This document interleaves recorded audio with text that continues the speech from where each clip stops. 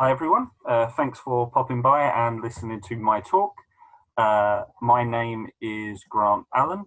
I am lead designer at Dlala Studios, which is a small company based in a little town of Witham in Essex in the UK. We focus on creativity, technical knowledge and producing passion-driven work. So we work with new IP and existing IP. And we have developed and shipped titles on Microsoft, Sony, Google Linux, and also several web-based platforms. So getting the job done, using everything to make your game. So in this presentation, I will talk briefly over my career path into games and projects that I've had the pleasure of being a part of, as well as lessons that I've learned along the way and learning methods that I gained along the way. So I won't be going into too much detail around these, but we'll leave some recommendations along the way which really helped me. Something to remember with this is to kind of take everything with a pinch of salt. Everyone's experience in video games and getting into the video games industry is very different, and I've made just as many mistakes along the way. So this is just a quick history lesson, just a little bit about how I have gotten to where I am today. As I said before, I was born and bred in Essex, so video games have always been something that has interested me, whether that be playing them or when I was younger or watching my brothers try their hardest to kind of beat Final Fantasy VII. They've always been kind of a staple through my childhood. So as I grew up, I went to university and studied a BA Honour in Graphics Media. So my focus was on book design, illustration and letterpress. I know that sounds delightful. Full disclosure, I never completed that. And I would love to say that, you know, I left university and bang, got straight into a career in video games, but I didn't. I spent the next 3 years working retail jobs, and I was spending a lot of my time focusing on working on my illustration and my computer skills. So I spent a lot of time on YouTube and experimenting with different tools such as InDesign and Photoshop. I was then contacted by a good friend of mine at the time, which is AJ Grand Scrutton. He was saying that he wanted to start making video games just by himself in the garage. I was completely down for this, so I was, you know, spending my evenings working with him when I had days off, going over and working in his garage. And we started working on a little mobile game called Yes, We Have Bananas. This was really interesting for me because this was the first time that I actually saw kind of how games were being made properly. And it kind of introduced me to the idea of games as a career path. So for the next few years outside of that, I was working my retail job, and in the evenings I was working till late, working on games that AJ and his small team at the time were coming up with. One of the games that we worked on was Janksy, which was a Windows exclusive, which was really interesting for me. Again, got to delve a little bit deeper in kind of understanding how games were made.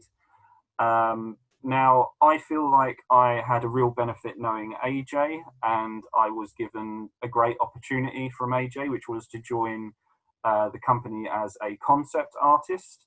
Now, this wasn't necessarily an easy way into games because those years that I was working with AJ, up until that point, I was working completely for free. So it's not to say that it's impossible to get into the games industry. It took quite a lot of hard work for AJ to consider me, to get me working on what then was his new studio, which was Dlala Studios. And what happened was they started working on a prototype which was called Overruled, which was a multiplayer online brawler where kind of the rules were always changing. You could end up doing a capture the flag mode. It would then be like a fireball mode where you'd have to run away from a certain player. That was a really interesting and fun project to work on. That was eventually published by Team 17. And I thought this was a great opportunity for me to learn a little bit more in regards to Unity, as that's what it was being built in. And I got to spend some time looking at kind of UI and figuring out how that works in Unity. So when I was looking at the time, when I was kind of looking at kind of how to learn and how to adapt and expand my knowledge, I was looking at a lot of YouTube at the time. Some YouTubers which I would highly recommend currently is Game Maker's Toolkit. I think Game Maker's Toolkit does a really good job of kind of dissecting certain elements within video games and kind of breaking it down to be more digestible. For myself, even talking in more recent videos, his video on Celeste was absolutely fantastic, breaking down the jump and why Celeste feels great. Brackeys is another one that I would highly recommend. This is more from a technical standpoint. The YouTuber does a really good job of breaking down all the technical aspects of it and then also showing you how to program that yourself. That was another real interesting one for me, as you know, programming is a great unknown for me at that time, and it was nice to kind of get some step-by-step guides. Unity itself was absolutely fantastic. Obviously, you've got Unity Learn, and you also have all of the community behind that. So there's always some people there who'll be able to help you out along the way. So now I'm going to talk about how I went from a concept artist to where I am now, which is lead designer.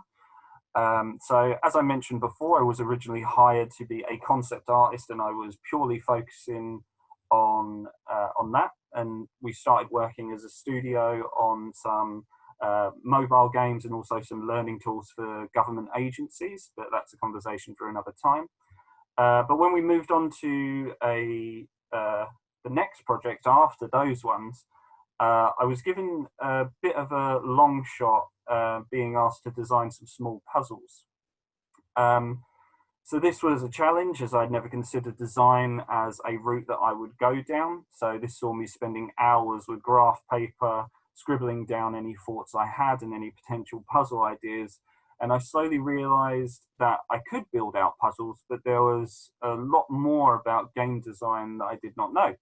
So I then done what I usually did, where I spent a lot of my spare time researching and looking into fundamentals of design. Some books that I would recommend around that is the Playful Thinking series in particular. So How Games Move Us, Emotion by Design by Catherine Oberster, and Play Matters by Miguel Sicart. I would highly recommend, just because they are more about how we make players feel when they are playing games and how we can reinforce those feelings, and essentially how every part of a game matters. Uncertainty in Games by Greg Kosikan was more specific in regards to kind of how to create that kind of randomness and uncertainty in players. This kind of led me down a route in understanding a bit more to do with kind of the science of how elements can connect within video games, and also how to create kind of the randomness. Now, a big book that I would recommend is The Art of Game Design. So for anyone who is starting a new project, I would highly recommend, once you have that concept, looking at this book. It does a great job of looking at video games through lenses and be able to understand what it is that you want to get from it.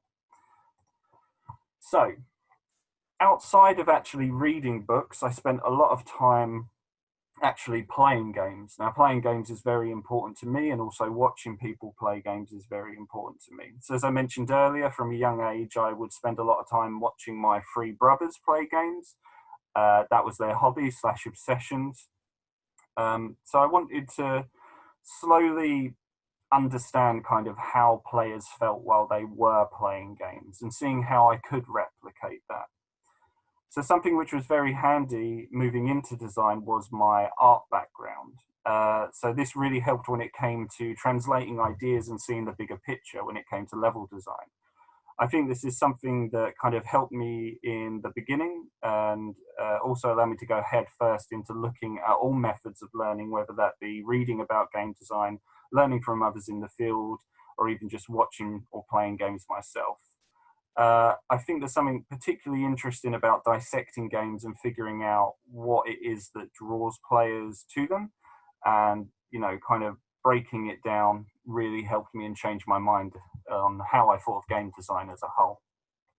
So next I'm going to talk about a cancelled project. Now, I'm not going to talk about the project itself, but I'm going to talk more about how how lessons I learned from a cancelled project and also cancelled or, mechanics or ideas which get thrown away helped me within my journey. So this was the first project where kind of my main focus was design. And this project ran for probably close to a year before it was eventually cancelled. This was a particularly hard thing for me to get my head around at the time.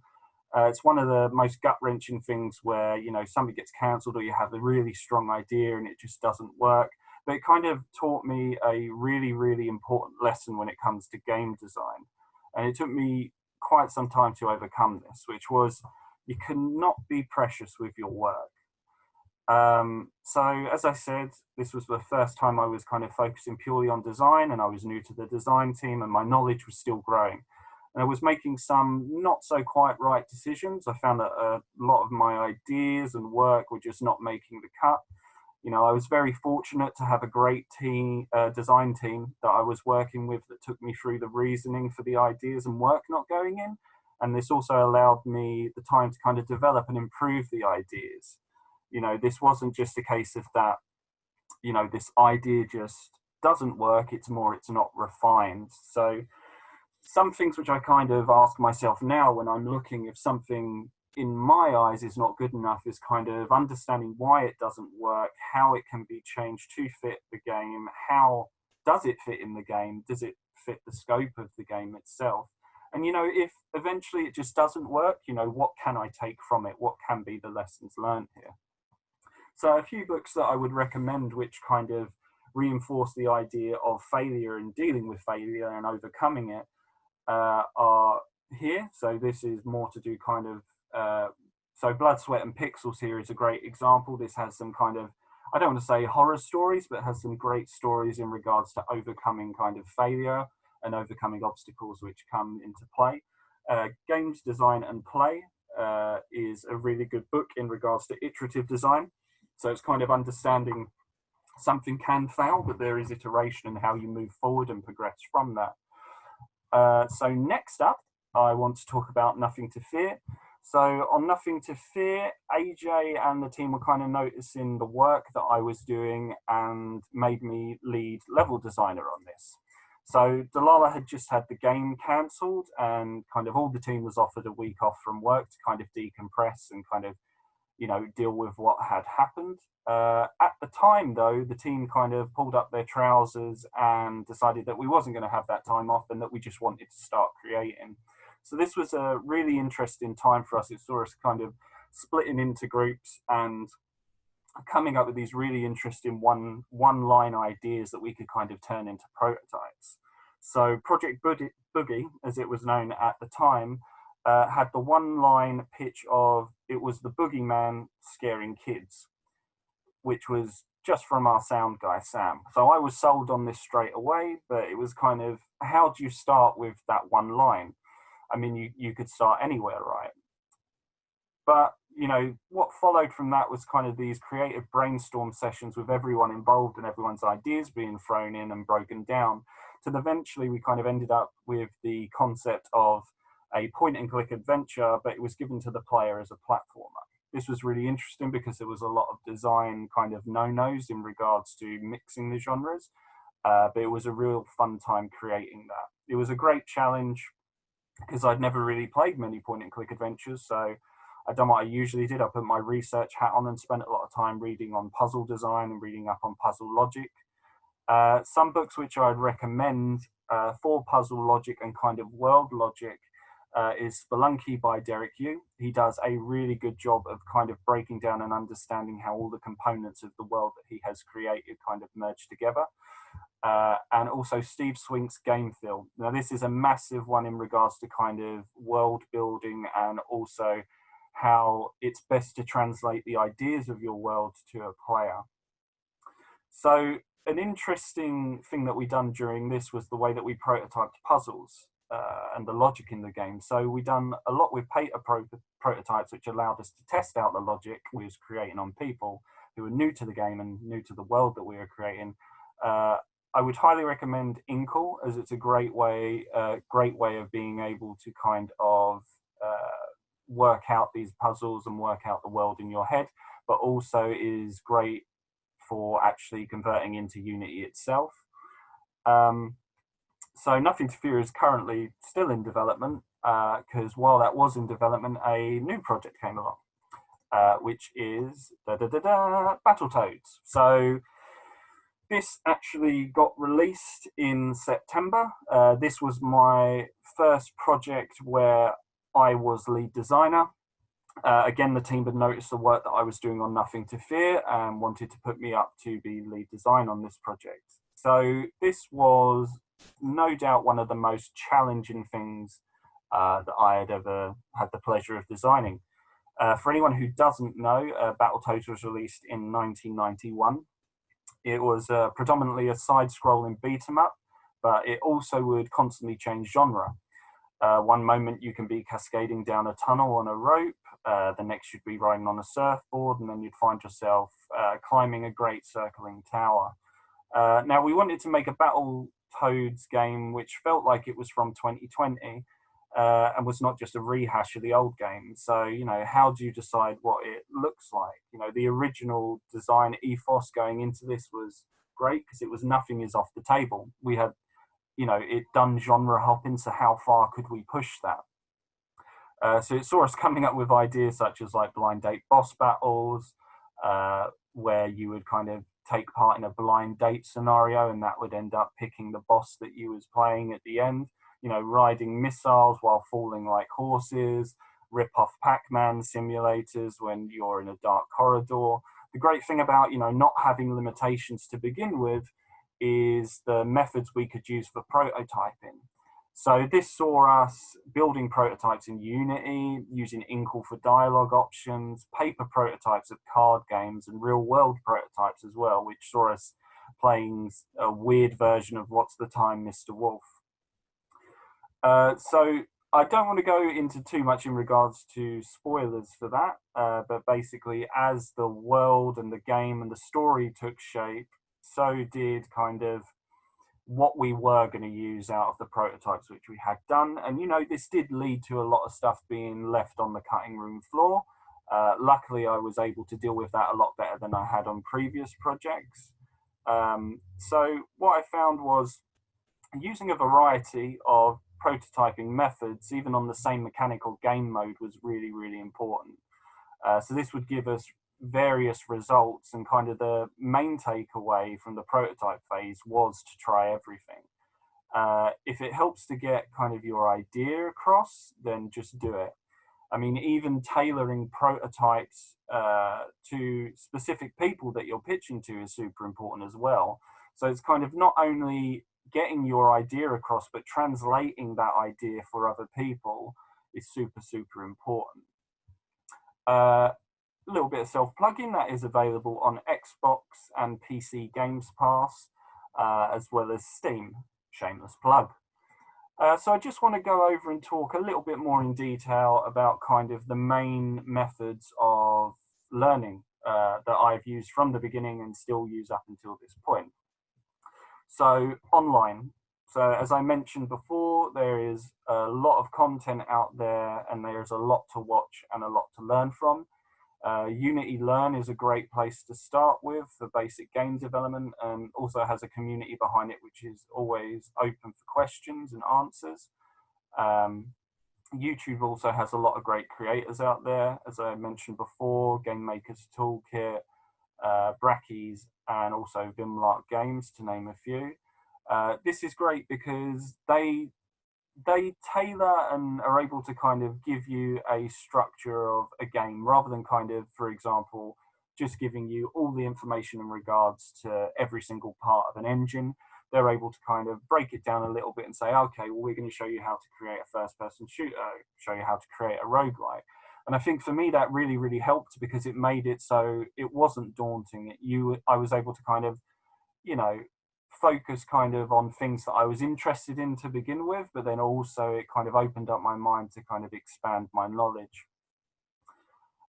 So also, as well as that, you know, there are a lot of talks online and there are a lot of video game conferences that are still going on, just like this one is. So there is a lot of stuff online in regards to talks from video game developers, breakdowns on certain features which are being added to certain engines. And this is really good just because I think understanding and listening to stories of other developers is very, very important. It can show you kind of the mistakes they've made along the way. It can stop you from making them yourselves, and it can also inspire. I know that I get very, very inspired when I watch other developers talk. So there is a lot of information out there online, and it's there for the taking. So, books. This is a super obvious one, and I have mentioned it quite a few times during this talk. There is nothing I like more than a good book which is ripped up at the sides and highlighted all the way through. I find that having a physical object that I'm always able to go back to and point out key highlighted areas is a great benefit for me. Just with talks, there are also so many great books out there written by game developers themselves, which have always managed to guide me in the right direction. So when I needed them to, they're always great for references. If anyone's interested in any of the books I have spoken about here, or just books in general to do with game development, please get in contact with me. There are loads I would love to recommend.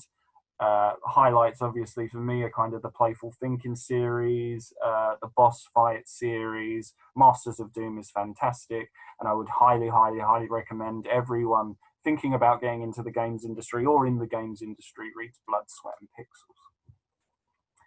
Play. So, again, another one which is super important to me. I wouldn't like to think about the amount of money that I have spent buying video games every month, but I find it the most interesting research and learning tool. So I'll spend hours going through online stores for video games and playing video games. I'll always give a game 2 hours. So after the 2 hours, I always find myself asking, am I enjoying this? And that question leads to many others. Why am I enjoying this? Or even why am I not enjoying it? And I kind of constantly ask these questions and get deeper and deeper until I reach a point where I'm trying to find out what I am enjoying with a specific mechanic, or what I would do to improve that mechanic. I love to spend time playing to be able to break down and dissect games. It's very enjoyable for me, but a very expensive hobby of mine. But again, I cannot reinforce how important playing games and watching people play games is for me. It's kind of the thing which initially opened my eyes to game design and drives me to make myself better as a game designer. Lastly is reaching out. So reaching out and speaking to other developers, whether that be ones who are in your studio or ones that are not, is a great big help for me. You'd be surprised with how many people out there have come across the same issues that you're coming across, or are willing to give you some time to ask questions about game development in general. There are a lot of communities out there online to share knowledge with and ideas. itch.io is a great one. The Unity community forums is a great one. You always find there are plenty of Facebook groups, people on Twitter who are willing to talk and kind of talk about kind of what they're developing, what you're developing, sharing knowledge. So gaining a mentor for me was really important at an early stage, and I was lucky enough to have AJ and Craig, who were the original founders of Dlala. They shared a plethora of knowledge with me, which has stuck with me since, and has given me and as I am lucky enough to be able to be managing a team myself, which now I can kind of pass down the knowledge to. There are a lot of different mentor programs out there as well, which I would definitely recommend looking into if you're thinking about or are in the early stages of your game development career. So I'd highly recommend getting a mentor, as it's just nice to have someone to bounce back and forth off of and be able to help you deal with any issues or problems you have.